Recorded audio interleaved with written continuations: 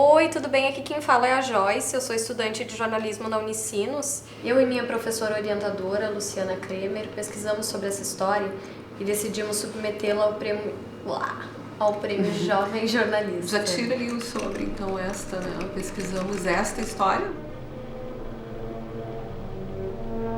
Eu e minha professora orientadora, Luciana Kremer, decidimos submeter essa proposta de pauta ao prêmio Jovem Jornalista, promovido pelo Instituto Vladimir Herzog.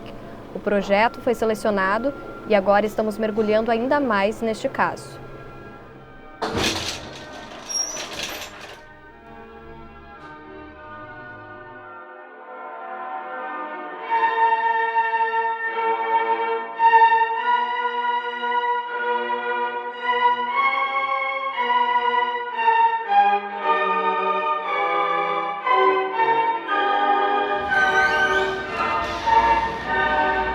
Este é Omar Bones, jornalista há mais de 50 anos. Depois de passar por veículos nacionais, ajudar a fundar um jornal alternativo de resistência à ditadura, apostou no jornalismo local, o premiado Jornal Já. A gente chamava assim, é um jornal de ideias, opiniões e aquelas reportagens que não saem por aí. Era um tipo de slogan que a gente usava. E a gente fazia umas coisas um pouco atrevidas, assim, né? E começou a dar certo. Aqui, ó, assassinato acentua dois mistérios. O empresário Lindomar Rigoto foi morto com um tiro às 9 horas da manhã de 17 de fevereiro de 1999, quando perseguia 4 homens que assaltaram a boate Ibiza de sua propriedade em Atlântida, no litoral gaúcho.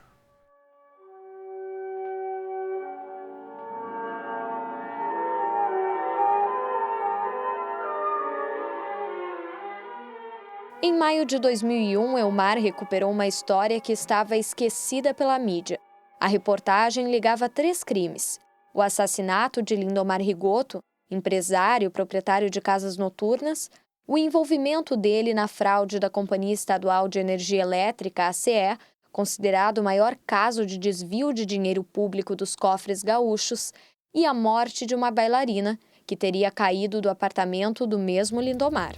O protagonista da matéria era irmão do então deputado federal Germano Rigoto, que depois passou a ser governador do estado.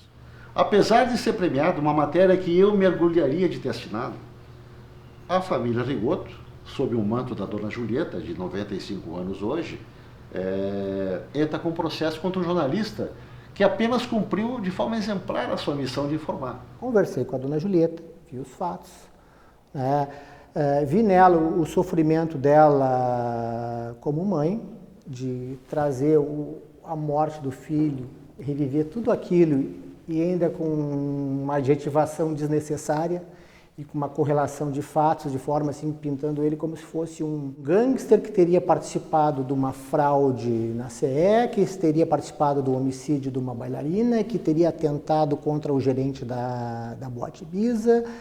Enfim, assim, fez uma série de correlações que, no entender dela, eram desairosas à memória do Lindomar, que eram ofensivas à memória do filho, que atingiam ela, ou seja, causavam sofrimento nela também, como mãe. Claro que a mãe de uma pessoa que passa por essa situação, evidentemente que ela vai ficar chocada quando ela vê o jornal. É óbvio que ela vai ficar chocada, mas o que é que eu vou fazer? Quando tem a acusação falando em nome da mãe do Lindomar, eu consigo também me colocar na pele da mãe do Lindomar Rigoto. Impressionante. Isso que vocês estão falando que o Elmar disse, eu tive essa sensação ao ler a reportagem dele. O jornal praticamente ficou inviável, né? A partir desse processo. Começaram a se acumular as dívidas, né? Aí a gente teve que vender o carro que era da empresa, tivemos que sair da sede lá, que era uma casa grande, não tinha mais condições de pagar. E acho que atendeu também ao interesse de tirar de circulação um jornal que era incômodo.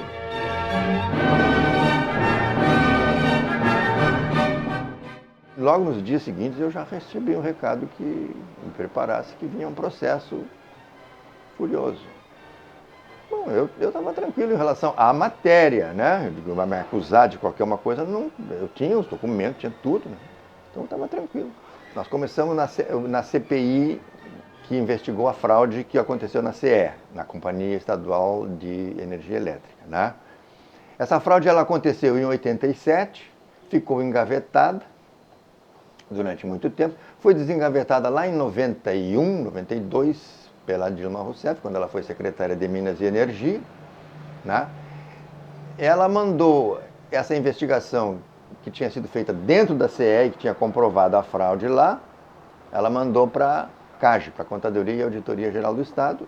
A CAGE fez uma outra investigação, comprovou a mesma coisa, mandou para o Ministério Público e nesse meio tempo os deputados instalaram uma CPI na Assembleia. Aí veio a público essa história. Até então essa história era uma notinha aqui, uma coisinha ali.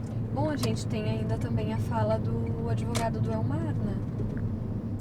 E existia uma outra parte não conhecida de prejuízos que deveria ser apurada. Então, o mínimo, se diria assim, de dano ao patrimônio público foi, na época, estimado exatamente em R$ 78.919.396,58.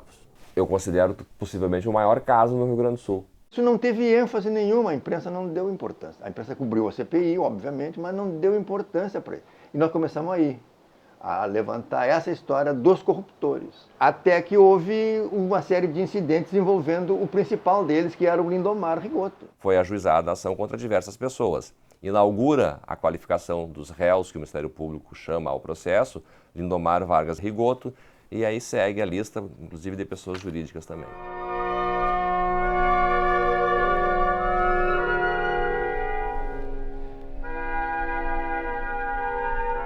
Dois meses antes de sua morte, foram indiciados pela morte de Amanda, uma garota de programa de 24 anos. O inquérito hoje na Justiça aponta-o por homicídio culposo e omissão de socorro. Amanda caiu do apartamento que Tete Rigoto mantinha para encontros amorosos no 14º andar de um edifício na rua Duque de Caxias, no centro de Porto Alegre. A perícia mostrou que ela não tinha traços de cocaína nem de uísque no corpo, mas ela tinha marcas de agressão. No processo, o delegado Cláudio Barbedo denuncia o Lindomar Rigoto por homicídio culposo e omissão de socorro. E aí, um tempo depois, um ano e pouco depois, houve o assassinato dele, aqui em Capão da Canoa, em circunstâncias um tanto discutíveis. Aí eu estava com aquele material, decidi fazer então a matéria. Ele tinha uma baita pauta na mão, um personagem fantástico, trepidante, com uma vida e uma morte febris, né? O cara, na vida, comandando uma quadrilha dentro da CE, produzindo ali o maior rombo da história gaúcha, e logo depois morrendo de forma estranhíssima, depois do envolvimento no caso da morte de uma garota de programa.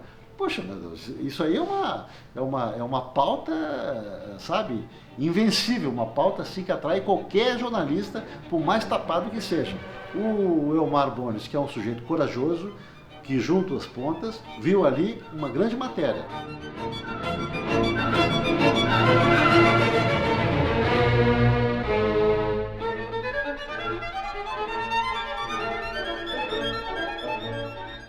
O artigo 220, parágrafo 1º da Constituição, estabelece que nenhuma lei conterá dispositivo que possa constituir embaraço à plena liberdade de informação jornalística. Mas diz a própria Constituição, observado ou disposto no artigo 5º, e o que me interessa aqui, o inciso 10º, onde está dito, são invioláveis a intimidade, a vida privada, a honra e a imagem das pessoas, assegurado o direito à indenização pelo dano material ou moral decorrente de sua violação. Aí eu comecei a me assustar. Ótimo isso, Eu estou muito errado, estou fazendo tudo errado. Que bom, esse é o outro lado que a gente não teve. Família Rigoto não fala, entendeu? Sabe? Esse e o advogado deles, né?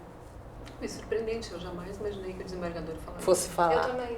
E de certa forma, como já faz mais de 10 anos que a história aconteceu, né? Enfim, muita coisa ele nem lembrava, né? Então ele teve todo um trabalho de recuperar, né, a sentença para ter condições de dar entrevista. Parece que teria havido a ilação de que teria sido uma queima de arquivo e que teria não sido um assalto. Veja bem, há uma quase que uma fantasia, uma distorção, que não teria sido assalto, mas uma queima de arquivo em virtude desses outros fatos. Na sua matéria você não utiliza esse termo? Não falo. Embora eu tenha algumas... Tem alguma... que foi queima de arquivo, mas eu não tinha... Eu fui lá, o inquérito estava pronto, a polícia eu não tinha como dizer que era queima de arquivo. Eu não podia ir atrás, investigar e tal. Eu não quis botar nada que eu não pudesse... Sim. Que eu não tivesse alguma proporção. No inquérito que já encaminhou à Justiça, o delegado Guerreiro sequer menciona a hipótese de queima de arquivo ligada à morte da garota de programa Andréa Viviane Catarina.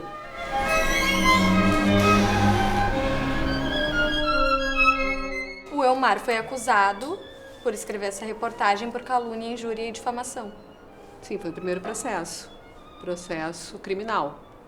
Exatamente. E além do processo criminal, tem um outro processo, que é o cível. O jornal Já é acusado por dano moral. Que ele acabou sendo condenado. Na ocasião, analisando definitivamente esses fatos, eu como relator entendi que houve realmente um excesso. E esse excesso no plano cível gerou esse direito de indenização, no que foi acompanhado pelos próprios colegas. Só que no caso do jornalista, quando pela lei de imprensa o jornalista era absolvido, ele é cabalmente absolvido, ou seja, não sobra, do ponto de vista jurídico, nenhum excesso a ser responsabilizado civilmente. Não há esta sobra. Isto é a lei que diz. Essa história foi contada com todos os cuidados jornalísticos, porque ela é baseada nos autos da CPI, nos depoimentos, ouvindo todas as pessoas. O Elmar Bonis é um jornalista experiente o bastante para saber que jornalismo não se faz com adjetivo, mas com substantivo, com entrevista. É importante dizer que era também muito evidente, ao ler as matérias do Jornal Já, não havia ali uma intenção de ofender, né, a família Rigoto de forma alguma. Estava muito claro nas matérias o sentido e o intuito informativo. Então a gente via ali nas matérias o exercício da liberdade de expressão de uma forma plena, né? Comunicadores noticiando fatos importantes para aquela localidade. Se ele é um jornalista profissional e se ele teve conhecimento dos fatos que ele publicou, ele tinha o dever de publicá-los. É um diálogo de surdos, né? Basicamente, essa sentença e esse caso. Né? E que está ferrando materialmente, enfim, realmente a vida de um sujeito, que no caso é o jornalista responsável pela matéria. É que parece que tem um grau de subjetivismo muito grande. No dano moral. Na aplicação do dano moral, né? Na sentença.